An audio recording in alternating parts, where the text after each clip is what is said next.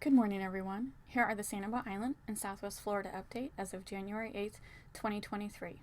Fort Myers Beach is expanding their permitting office hours starting January 9th until March 29th. The new extended hours are Monday through Friday, 7:30 a.m. to 6:30 p.m.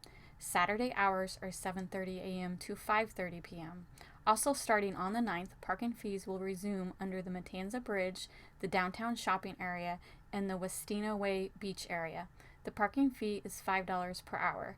The 2-hour time limit will be removed, though parking fees will continue to be collected per hour and violations will be ticketed. Prior year resident parking passes will be honored until the new parking pass distribution system is ready.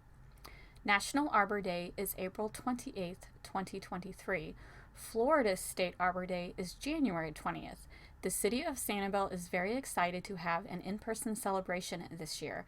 The last big Arbor Day celebration was in 2020, just before all the COVID restrictions started taking place.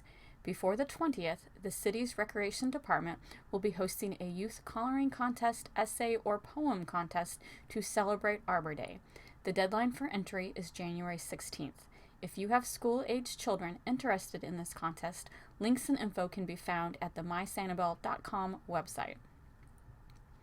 Governor DeSantis activated the National Guard to help with the alarming number of migrants landing in the Florida Keys and off the Florida coast. DeSantis released a statement saying, "I am activating the National Guard and directing state resources to help alleviate the strain on local resources." Of course, his press release said more, but I am sticking to the basic facts, no political debates here. If you have ever been to the Keys, they are very small islands and just are not equipped to help migrants arriving by boat.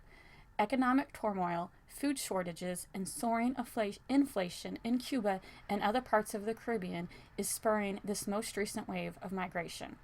Already in 2023, over 500 migrants have shown up on the shores of the Florida Keys.